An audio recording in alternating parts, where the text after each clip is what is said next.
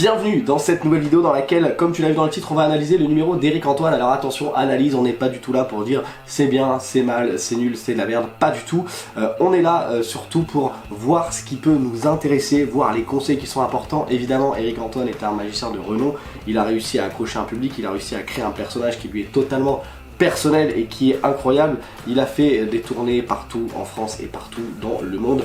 Comment a-t-il réussi ses succès? C'est ce qu'on va analyser aujourd'hui. Donc le but c'est vraiment pas de dire ça c'est de la merde, ça ceci, on est personne pour dire ça. Ça va être une analyse qui m'est complètement personnelle, mais vous allez voir qu'on va retrouver énormément de choses et de conseils que je vous donne souvent durant les vidéos. Mais juste avant que cette vidéo ne commence, si t'es pas encore abonné à cette chaîne YouTube, je t'invite à le faire en cliquant sur le bouton rouge s'abonner juste en dessous de la vidéo. Évidemment je vais peut-être pas mettre tout le numéro d'Eric Antoine, mais le but ça va être de garder les meilleurs moments pour que je puisse commenter un petit peu ce numéro. Je te laisse, j'arrête de parler plus que ça et on passe tout de suite à la vidéo. C'est parti donc pour analyser ce numéro les amis, donc je ferai des petites pauses de temps en temps, mais évidemment je vous mets le lien de la vidéo complète dans la description si vous voulez aller voir le numéro en entier sans les coupures et revenir voir mes commentaires juste après. Mesdames, mesdemoiselles, messieurs, bonsoir. Je suis absolument enchanté. J'ai l'honneur ce soir de vous présenter sans doute le plus grand magicien de ce siècle, Monsieur Eric Antoine. Donc là, évidemment, qu'est-ce qu'il fait? Il commence directement par une vanne. Il faut savoir, c'est que Eric Antoine, évidemment, il a cette facilité à amener l'humour autour de la magie, notamment par son personnage décalé et notamment par le physique aussi qu'il a. C'est pas pour n'importe quelle raison qu'il s'est fait remarquer également. Le gars fait plus de 2 mètres, il a ses cheveux qui sont ébouriffés, il a des lunettes assez atypiques et c'est vraiment cet ensemble qu'on mêle aux blagues qu'il fait qui font que ça crée ce personnage un peu déjanté qu'on connaît d'Eric Antoine. Et il faut savoir ici également, petite précision, que ça c'est les premiers passages qu'il faisait il y a 10-12 ans. La vidéo doit dater d'il y a 10-12 ans puisque évidemment maintenant par sa popularité, Eric Antoine n'aborde plus la magie de la même façon et qu'aujourd'hui il a moins besoin de faire ce truc que je vous dis à chaque fois de quand on commence un numéro tout de suite rentrer dans le vif du sujet. Là il l'a fait par sa blague en disant je vais vous présenter le plus grand magicien du monde etc. Eric Antoine, et hop il joue le deuxième personnage. Ça, il faut savoir qu'à ses débuts, c'était qui tout double. C'est-à-dire que ce personnage déjanté, soit ça passait, soit ça cassait. C'est-à-dire que si les gens rentraient pas dedans, ça aurait été compliqué pour lui d'aller chercher les gens, de les faire rigoler. Or, comme il n'arrête pas, il fait vanne sur vanne, etc. Les gens accrochent, les gens rigolent. Et surtout, c'est qu'à la fin, il y a quand même ce côté magie où, on va le voir dans ce numéro-là sans vous spoiler, à la fin, on se dit quand même, waouh, comment il a fait.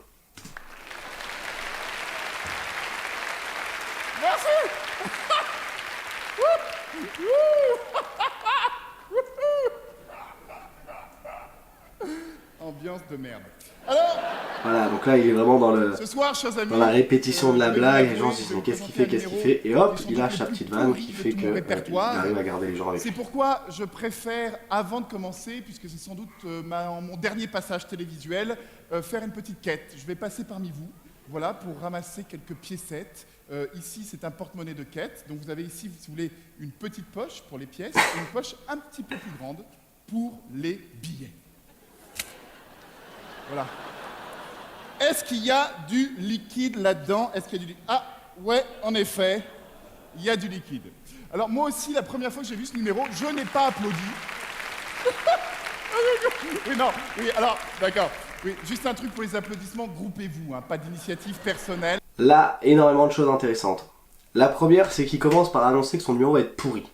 En disant ça, et en voyant les blagues qu'il a fait auparavant, les gens ils se disent bon, effectivement c'est un comique, on va pas s'attendre à avoir de la magie incroyable. Il continue ses vannes, la petite production du sac qui est sympa. On voit qu'à ce moment-là les gens sont pas encore trop réceptifs, ils rigolent pas forcément quand il dit voilà c'est pour la quête etc. Finalement il sort sa blague de liquide et là, incroyable. Pourquoi? Parce que les gens se disent waouh, attends il nous fait rire depuis le début et il arrive à faire cette apparition qui est inexplicable pour les gens, puisqu'il vient de sortir un vase avec de l'eau à l'intérieur d'un sac qui a tout à l'heure été un porte-monnaie. Bref, c'est quelque chose d'incroyable. Et là, il a les gens sur 2 points, c'est qu'il les a fait rire. Et en plus, il dit les gars, je suis quand même magicien. Et donc ça, c'est vraiment intéressant. Tout ça en à peine 1 minute là. Et alors oui, chose aussi importante que j'ai dit, c'est que au début, les gens sont pas réceptifs. Et tout de suite, il a cette petite vanne de dire voilà, moi aussi la première fois que j'ai vu ce tour, j'ai pas applaudi, hop, les applaudissements sont déclenchés directement. J'en vois beaucoup parmi vous, que ce soit des élèves que j'accompagne ou que ce soit sur des vidéos, etc., des gens qui n'osent pas avoir ces petites lines, que ça soit en prestation pour demander un pourboire, entre guillemets. Évidemment on fait pas la manche, mais il y a des petites lines, il y a des petites phrases faites exprès pour ça. Il y a des petits tips, des petites techniques, et souvent les magiciens ont peur de les utiliser parce qu'ils se disent non mais je vais pas demander des applaudissements, ou alors je vais pas faire ceci, et en fait vous voyez que là ça a très très bien marché, ça passe sous le ton de l'humour, les gens applaudissent, et derrière ils vont garder ce rythme à chaque fois qu'il va refaire quelque chose. Merci d'avance. Alors donc ce soir, comme je vous disais, un numéro pourri, mais un numéro classique, un grand numéro. Ne faites pas...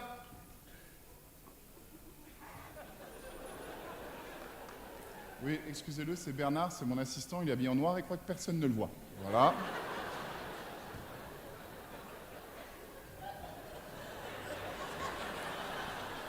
Faites comme si c'était vrai. Donc ce soir, je vous le disais, un numéro classique, un numéro syndical, si vous voulez, pour un prestidigitateur. Là, intéressant aussi, parce qu'il inclut un nouveau personnage, en faisant rentrer le personnage de Bernard, il va provoquer 2 fois plus de rire. Pourquoi? Parce qu'il y aura et les blagues d'Éric Antoine, et les interventions de Bernard, donc il arrive encore une fois à choper les gens encore de manière encore plus facile avec justement la carte de l'humour. Le numéro de carte. Et pour ce numéro, j'aurais besoin d'un spectateur qui va passer pour un couillon devant des milliers de téléspectateurs. Ah non, pardon, des centaines, on est en Suisse. Alors donc, des centaines de téléspectateurs helvétiques. Greg, j'ai ici un jeu de cartes géante, afin que tout le monde puisse bien voir, même vous, au fond, les pauvres. Dans ce jeu de cartes, chers amis, je vous demandais, cher Greg, non tiens, mets-toi plutôt de l'autre côté. Mets-toi de l'autre côté. Ne pas jamais devant la star! Ce qui est intéressant, c'est le rythme, hein. On voit que van sur van, il arrive à enchaîner. C'est pour ça que beaucoup disent que Éric Antoine n'est pas vraiment un magicien, et que c'est plutôt un humoriste. C'est les deux. C'est-à-dire que en magie, bah voilà, il a pas besoin d'être très fort techniquement pour faire des prouesses. Et de l'autre côté, il a cette carte de l'humour où personne ne peut le tester sur l'humour, parce que même connaissant des magiciens très drôles aujourd'hui, il n'y a pas meilleur qu'Éric Antoine. Et je ne suis pas rémunéré par lui pour dire ça, mais en termes de répartie, en termes d'humour, il a maintenant un personnage qui fait qu'il est très très bon dans ce qu'il fait. Greg, je vous demandais s'il vous plaît, est-ce que c'est votre carte? Ah oui, première règle, pardon, toujours faire tirer une carte avant de la retrouver, sinon ça ne marche pas. Alors, allez-y, tirez une carte au hasard, surtout vous ne m'aidez pas, d'accord? Ok, très bien. Donc, il n'y a aucun moyen pour moi de savoir la carte que c'est, bien entendu. Non, non, allez-y, Greg, tirez une autre carte. Vous voyez, c'est vraiment, il n'y a pas 15 secondes sans une vanne, voire 10 secondes. Il y a un rythme dans le spectacle, voilà. Vous regardez la carte, Greg, vous regardez, vous en souviendrez, Greg, vous pouvez la remettre sur le dessus du paquet. Et chers amis, ainsi que vous, à la maison, j'aimerais vous faire remarquer que tous les dos de toutes les cartes sont semblables, y compris la carte de Greg, ni la face. Je ne peux pas savoir la carte qu'il a choisie. Ok, ça se voit un peu. Attends, non, prends une autre carte, Prends une autre carte, voilà, tu la regardes, tu la montres à personne, d'accord? Tu peux la montrer au public. Ce qui est intéressant aussi, c'est le fait on a l'impression que ce numéro est improvisé. C'est-à-dire qu'on a l'impression qu'il est arrivé là et qu'il s'est dit je vais tenter de faire un truc. Alors qu'évidemment tout est écrit, il y a des petites blagues, etc. en supplément. Mais on a vraiment l'impression qu'il fait ça comme si d'un coup il se dit tiens on va faire ça, non vas-y on va faire ça, alors qu'en fait évidemment tout est écrit. Mais c'est ça qui est très fort aussi. Montre-la au public, d'accord? Ok. Et tu la remets dans le jeu où tu veux, d'accord? Et il n'y a aucun moyen pour moi de savoir la carte que tu as choisie. Ok, alors c'est pas facile. Non, d'accord. Merci. Merci. Vous avez très bon goût. Alors, non, Greg, on va aller beaucoup plus loin. Cette fois, tu choisis une carte, sans déconner, tu choisis une carte, tu ne me la montres surtout pas, d'accord? Tu la regardes, d'accord? Tu la regardes. Tu te concentres sur cette carte, et carte-là. Voilà, tu te concentres sur cette carte, tu la regardes. Et là, j'aimerais que tu fasses une photo mentale de cette carte, d'ailleurs, c'est fait. Tu peux la montrer au public, montre-la au public. N'hésite pas à la montrer au public. N'hésite pas, c'est ça. Ok, pour moi, il n'y a aucun moyen de savoir la carte que tu as choisie, Greg. Bon, d'accord, ok, vas-y, donne la carte. Là, on est vraiment dans le comique de répétition. C'est un truc qu'on nous apprend quand on est à l'école, quand on est au collège, le comique de répétition. Mais ça marche. C'est ça qui est vraiment intéressant. C'est qu'on le voit partout maintenant avec les vidéos sur YouTube, avec les films, avec les séries. et avec notamment les numéros de stand-up ou les numéros d'humour, c'est que le comique de répétition marche vraiment très très bien et c'est pour ça qu'il est autant utilisé. Là la vanne il va la faire quoi 10-15 fois, mais à chaque fois d'une manière différente, mais dans le fond c'est toujours la même chose et pourtant les gens sont morts de rire. Allez, c'est la dernière fois, et cette fois, vous allez voir, je vais vous emmener très très très loin. David Copperfield, c'est pour toi. Prends une carte, n'importe laquelle, tu choisis, tu prends celle que tu veux. Tu la regardes, tu me la montres surtout pas, Greg. Tu peux la montrer au public, d'accord? Il n'y a aucun moyen pour moi de savoir la carte que tu as choisie. Tu la remets dans le jeu où tu veux, d'accord? Dans le jeu, tu la remets dans le jeu où tu veux, d'accord? Et là, je vais tenter de retrouver la carte. Mais c'est pas facile. Pas ça, non. Non plus. Ah, c'est ça? Merde. Non. Ah oui, non. Bien sûr. On voit la différence. Il y en a une, elle est bleue. Ok, d'accord. Non, c'est pourri. C'est pourri. Chers amis, dans quelques instants, vous allez vivre un orgasme magique. Quelque chose d'absolument exceptionnel. Je vais faire tirer une carte à Greg au hasard, dans ce jeu dont toutes les cartes sont différentes, comme vous pouvez le vérifier tout là-haut, au fond. Pour être sûr et certain qu'il n'y a aucune gruge, je vais demander chaque Greg de mélanger. Comme ça, on est sûr et certain qu'il n'y a aucune gruge. Toujours Et la je vais blague montrer un peu tous les mélanges du monde. Premier mélange, c'est le mélange à l'américaine, où les cartes, si vous voulez, sont intercalées les unes dans les autres. D'accord? Vous avez le mélange à la belge. C'est l'américaine vue par les Belges. Attention, il y a le mélange à la française. La petite blague qu'on retrouve dans le tour des mélanges du monde. Et il y a le mélange suisse, mais je vais pas vous le faire, je vais pas me faire buter. Alors, cher Greg, je vous demanderai s'il vous plaît de tirer une carte au hasard, celle que vous voulez, surtout vous ne me la montrez pas. D'accord? La regardez, Greg, vous en souviendrez? J'aimerais que vous signiez la carte sur la face de la carte, pas votre face, sinon je le retrouve, c'est trop facile. D'accord, une fois que vous avez signé cette carte, cher Greg, je vais vous demander un petit peu de l'éventer, de la faire sécher et de la montrer au public et à la caméra qui est... Non, toi, je ne t'aime pas trop. Une caméra par là-bas, au fond. Tiens, la caméra au fond. C'est bon, Greg? Tu laisses le temps. Est-ce que vous l'avez tous vu au fond sur l'écran? Vous comprenez ce que je dis depuis le début du... Oui? Très bien. Vous l'avez vu. Très bien. Greg, tu me dis stop. Ne me montre pas la carte. Tu me dis stop quand tu veux. Stop ici. Parfait, tu poses ta carte. Et là, chers amis, je ne vais pas retrouver cette carte avec mes organes doigtaux que j'ai entraîné pendant des dizaines d'années à une dextérité folle, mais avec un autre organe. Est-ce que tu veux le voir, Greg?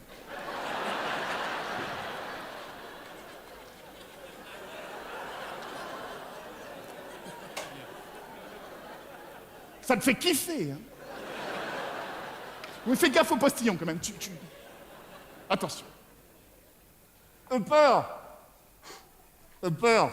Et quelque part,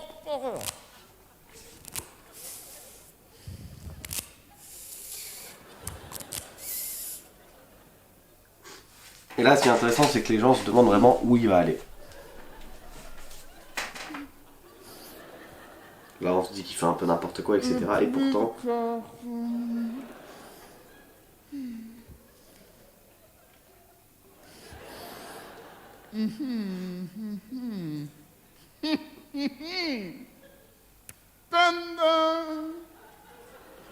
Merde.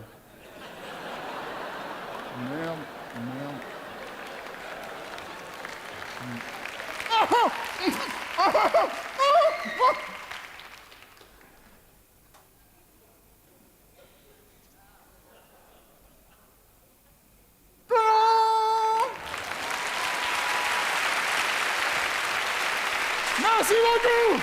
Alors là, je trouve ça juste dommage qu'il ait voulu remettre la carte pour la déplier avec la bouche, parce que du coup, on aurait pu penser qu'il ait fait un empalmage à la bouche. Bon, c'est clairement pas le cas pour celles et ceux qui savent comment fonctionne la carte à la bouche. Mais c'est réussi, et c'est là où ce qui est incroyable, c'est que, je vous l'ai dit, vanne sur vanne, et pourtant, à la fin, c'est miraculeux, et on se demande comment il a fait. On va ensemble voir les points qui sont importants et faire un petit résumé. Comme je te l'ai dit, on retrouve ce que je te dis à chacune des vidéos, c'est-à-dire l'effet impactant dès le début. Lui, il a commencé avec sa blague de dire je vous présente Eric Antoine, ça colle bien avec son personnage, hop, il arrive. Derrière, son effet rapide qu'il fait avant d'aller faire son numéro de la carte à la bouche, c'est l'effet avec le liquide, ok? parce que les gens, s'il avait parlé pendant 10 minutes sans faire aucun effet magique, les gens seraient endormis. Or là, il a fait son petit truc, sa petite blague du sac qui s'ouvre, de la quête avec les pièces, les billets, etc.